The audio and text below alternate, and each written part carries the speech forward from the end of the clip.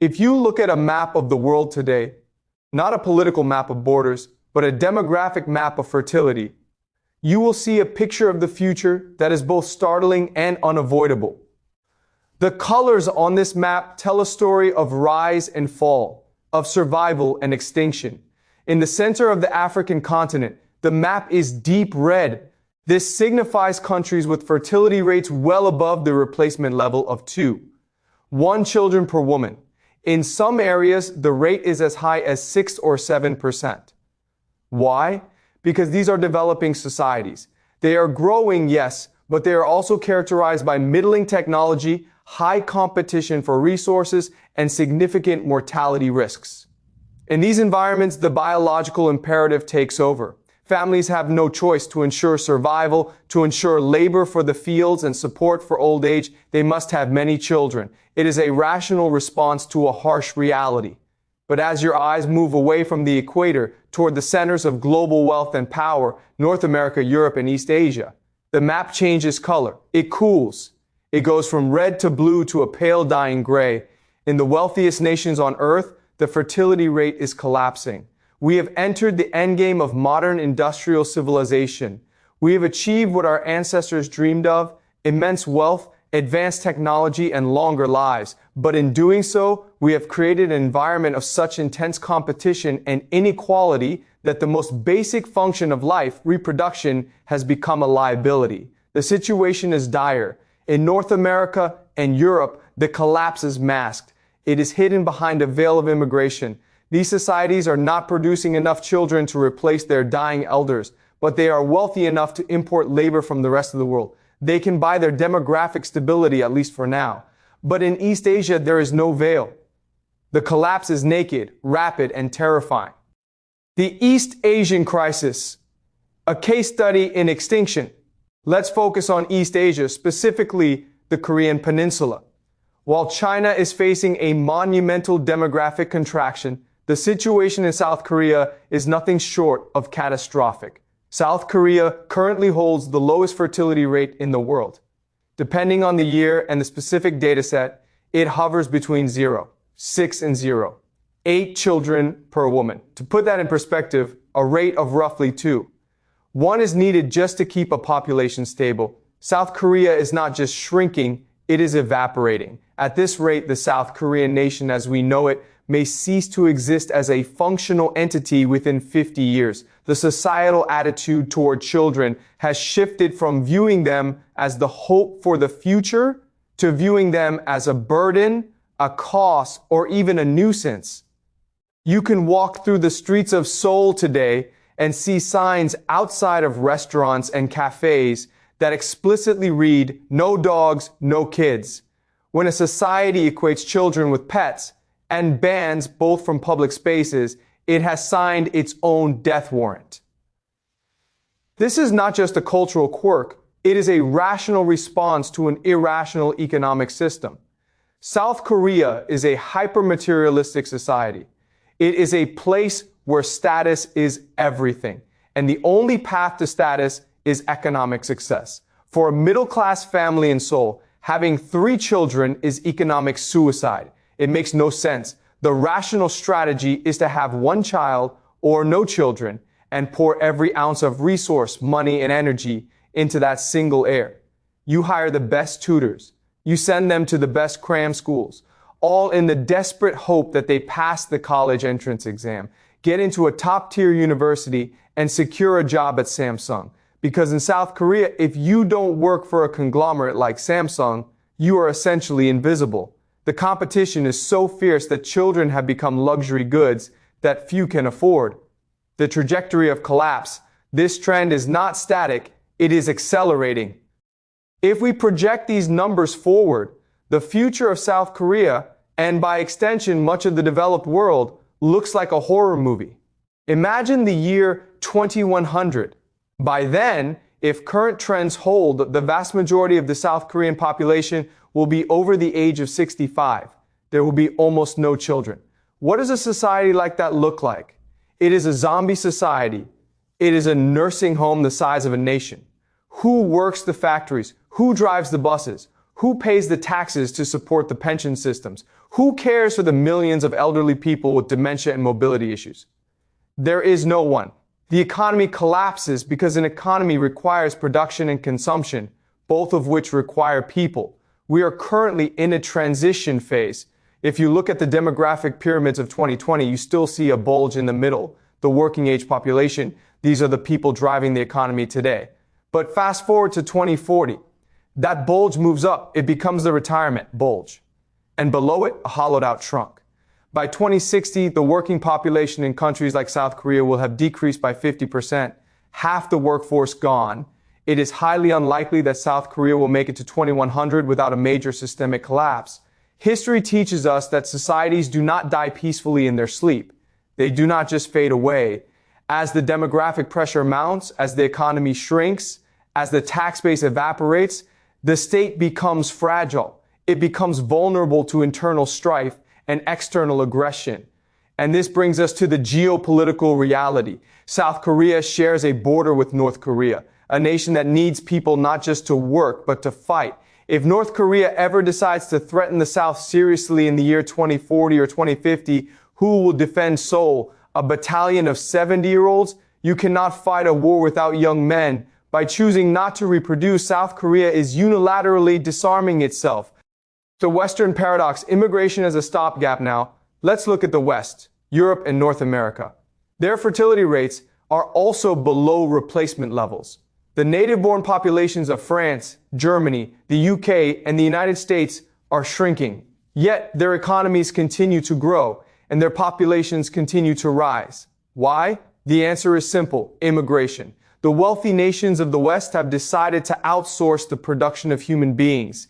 Instead of bearing the cost and effort of raising children themselves, they import fully grown adults from the developing world, from Latin America, Africa, the Middle East, and South Asia. Economically, this seems like a brilliant hack. You get the labor without the 18-year investment of raising the child. But socially and politically, it is creating massive disruption. Human beings are tribal by nature. We evolved in small groups. We are biologically wired to be wary of outsiders. When you rapidly alter the demographic makeup of a society, you trigger deep-seated anxieties.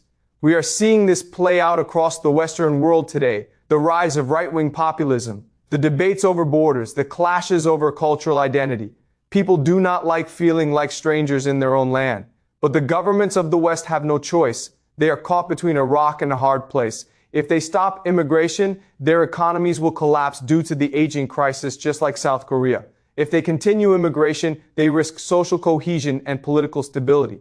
They have chosen the path of economic survival, hoping they can manage the social fallout. But it is a gamble, the game theory of dominance. So if the East is dying out and the West is replacing itself with imported labor, who wins? If you want to know who will rule the world in 100 years, the question is not about GDP or aircraft carriers. It is about biology. You simply need to ask, in which society do wealthy, well-educated women choose to have children? If you can find a society where women are educated, liberated, and wealthy, and yet they still choose to have 3, 4, or 5 children, that society owns the future. When you apply this filter to the global map, you get a surprising and perhaps disturbing answer. There is only one nation that fits this description: Israel. Israel is an outlier in the data. It is a wealthy, high-tech, Western-style democracy. Its women are highly educated. They serve in the military. They participate fully in the workforce. And yet Israel has a fertility rate of around 3, 0 children per woman. This is unheard of in the developed world. In Europe, the rate is 1, 5. In South Korea, it is 0, 8. In Israel, it is 3, 0. Even the secular, non-religious population in Israel has a fertility rate higher than almost any European country. From a game theory perspective, this gives Israel a massive long-term advantage. While other nations are managing decline, Israel is growing. While other nations are running out of workers and soldiers, Israel is replenishing its ranks. Why? Why is Israel different? The answer lies in the existential condition of the state. Israel exists in a state of permanent siege. It is a small nation of 9 million people surrounded by hostile neighbors. The world in many ways hates them. The United Nations condemns them. Their neighbors have waged war against them repeatedly. This external pressure creates internal diamond-hard cohesion. In Israel, having children is not just a lifestyle choice, it is an act of patriotism. It is a duty. When a woman in Tel Aviv has a third or fourth child, she is not just adding to her family, she is adding to the survival of her people. Fertility is status. It signals that you are committed to the collective survival of the tribe. This brings us to the core philosophical divergence between Israel and the rest of the West. The death of religion and the rise of materialism. The West has abandoned religion. We live in a secular, materialist age. We have replaced the worship of God with the worship of the self. In a materialist worldview, the ultimate good is personal comfort and pleasure. We measure success by the size of our house, the luxury of our car, the number of followers on Instagram, and the digits in our bank account. In this value system, children are a bad investment. They are expensive. They ruin your sleep. They damage your body. They prevent you from traveling. They take away your freedom. If the goal of life is to maximize personal happiness and consumption, then having children is irrational. This is why the West is dying. We have optimized our societies for the individual, and in doing so, we have sacrificed the collective future. Israel, however, has retained a connection to the transcendent. Even for secular Israelis, there is a sense of belonging to something larger than oneself. A history, a covenant, a land. When you believe that your life has meaning beyond your own pleasure, sacrifice becomes possible. Raising children is a sacrifice. It is hard work. But if it is done for a higher purpose, for God, for country, for the survival of the people, it becomes meaningful. The West has lost this meaning. We have traded meaning for money. And now we are finding that money cannot buy a future. The case of Saudi Arabia, a false positive. Now, a keen observer might look at the data and point to another wealthy nation with a high fertility rate, Saudi Arabia. Saudi Arabia has a high GDP per capita and a fertility rate well above replacement. On the surface, it seems to rival Israel. But when we look closer, the comparison falls apart. Saudi Arabia is wealthy, yes, but its wealth is not derived from human capital. It is derived from geology. It is an oil state. The government uses this oil wealth to create a massive welfare state. It pays its citizens to have children. It provides free housing, free health care, free education, and guaranteed government jobs. Saudi Arabia, having children is incentivized by state subsidies. It is almost a form of socialism funded by petrodollars. Furthermore, Saudi Arabia is a deeply religious Muslim society, where large families are a cultural and religious norm. However, Saudi Arabia lacks the crucial elements that make a nation truly powerful in the modern world: innovation, technological dynamism, and human capital development. The Saudi economy is not productive in the way the Israeli economy is. If the oil runs out, or if the world transitions away from fossil fuels, the Saudi model collapses overnight. Israel, by contrast, has no natural resources. It has no oil. Its wealth comes entirely from the minds of its people. It is the startup nation. It leads the world in cybersecurity, agricultural technology, and medical innovation. Israel proves that you can have a modern, high-tech, innovative economy and a traditional family structure. Saudi Arabia proves only that you can buy a high birth rate if you have enough oil money, for now. The inevitability of conflict. Let's return to the timeline. We are looking at a window of 50 to 100 years. In that time, the demographic collapse of East Asia will destabilize the region. China, facing a shrinking workforce and a massive elderly population, may become aggressive before it becomes weak. It may feel that its window of opportunity to assert global dominance is closing. Europe will face increasing internal conflict as the native population shrinks and the immigrant population grows. The struggle over national identity will define European politics for the rest of the century. The United States will likely remain the dominant superpower simply because it is the least sick of the patients. Its ability to assimilate immigrants is better than Europe's, and its geography provides it with immense strategic security. But it too will grapple with the social fragmentation caused by diversity without unity. And in the Middle East, Israel will likely emerge as a regional hegemon. As its neighbors suffer from instability, poverty, and internal conflict, Israel's growing population and technological superiority will widen the gap. But this future is not guaranteed. History is not a straight line. It is a chaotic system. Wars, plagues, technological breakthroughs, these can all alter the trajectory. However, demographics are the closest thing we have to a crystal ball. People who are not born today cannot work, fight, or invent in 20 years. The die is already cast. Conclusion: the choice before us, the map I showed you at the beginning, is a warning. It is a visual representation of a civilization that has lost the will to live. When a society stops having children, it is making a collective decision that the future is not worth the effort. It is an act of resignation. It is demographic suicide. The wealthy nations of the world have built a gilded cage. We have comfort, we have safety, we have entertainment. But inside the cage, we are dying. We have forgotten that the fundamental unit of human survival is not the individual, it is the family. The only way to reverse this trend is a radical shift in values. We cannot tax break our way out of this. We cannot subsidize our way to higher birth rates. South Korea has spent billions trying to do exactly that, and it has failed. The change must be cultural. It must be spiritual. We must rediscover a sense of purpose that transcends the self. We must stop viewing children as carbon footprints or financial burdens and start viewing them as the only bridge to the future. Until we do that, the map will continue to turn gray.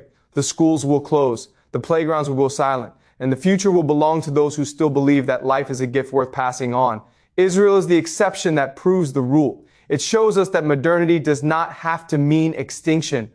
It shows us that a society can be high-tech and high fertility, but it requires a level of cohesion, faith, and grit that the rest of the wealthy world has largely abandoned. The question is not whether the current trends will continue. The math says they will. The question is whether we have the courage to look at the map, accept what it tells us, and change the game before the clock runs out. Extended analysis, the mechanisms of decline. To deepen our understanding, we must look at the specific mechanisms driving this collapse in the distinct regions of the world. 1. The hyper-competition of East Asia and South Korea and China. The collapse is driven by a unique form of hyper-competition. These societies underwent rapid industrialization, compressing centuries of Western development into a few decades. The result is a social pressure cooker. The education systems in these countries are brutal. Children study from dawn until midnight. Parents sacrifice everything to give their children an edge. In this environment, a child is not a source of joy. A child is a high-stakes project. If the project fails, if the child does not get into the right school, the family loses face and the child faces a life of economic struggle. This creates a feedback loop. Because the stakes are so high, parents have fewer children so they can invest more in each one.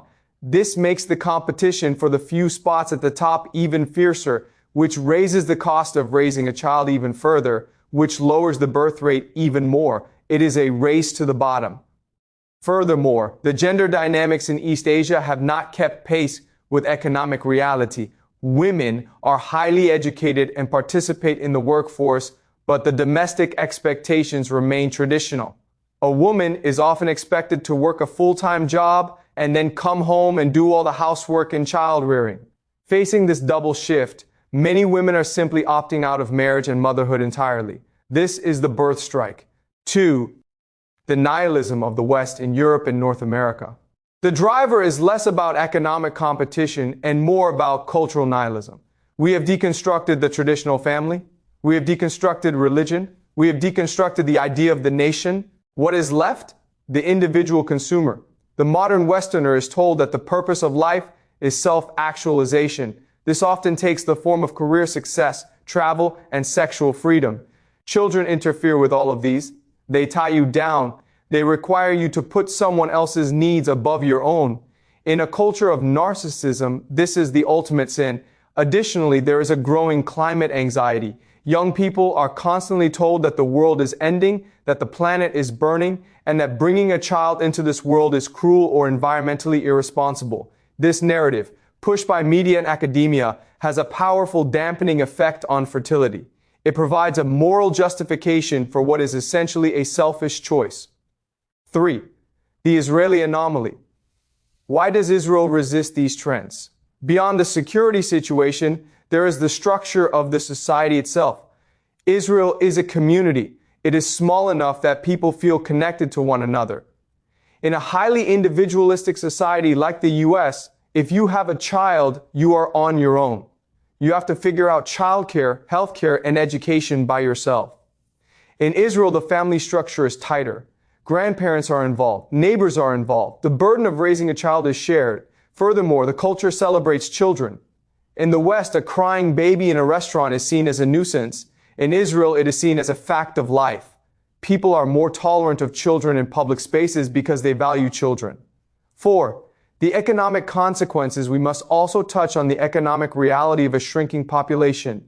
Our entire economic system, capitalism, is predicated on growth. You need more consumers to buy products. You need more workers to produce them. You need more taxpayers to fund the government. When the population shrinks, growth stalls. This leads to deflation. Prices fall, wages stagnate, and investment dries up. We saw this in Japan during its lost decades. Japan was the first to age, and its economy has been zombie-like for 30 years. But Japan grew rich before it grew old. South Korea and China are growing old before they are fully rich. This is the middle income trap with a demographic twist. They may never reach the level of per capita wealth needed to support a massive elderly population. 5. The technological wild card. Is there a way out through technology? Can AI and robotics save us? Some argue that automation will solve the labor shortage. If robots can build cars and AI can write code, maybe we don't need as many people. This is a seductive idea, but it misses the point. Robots can produce, but they cannot consume. An economy needs demand as much as it needs supply. Robots don't buy houses, they don't go on vacation, they don't buy diapers. Without human consumers, the economic cycle breaks. Furthermore, robots cannot provide the human care that the elderly need. We can build robots to lift a patient out of bed, but we cannot build a robot to provide emotional comfort to a dying grandmother. The care economy is inherently human labor intensive.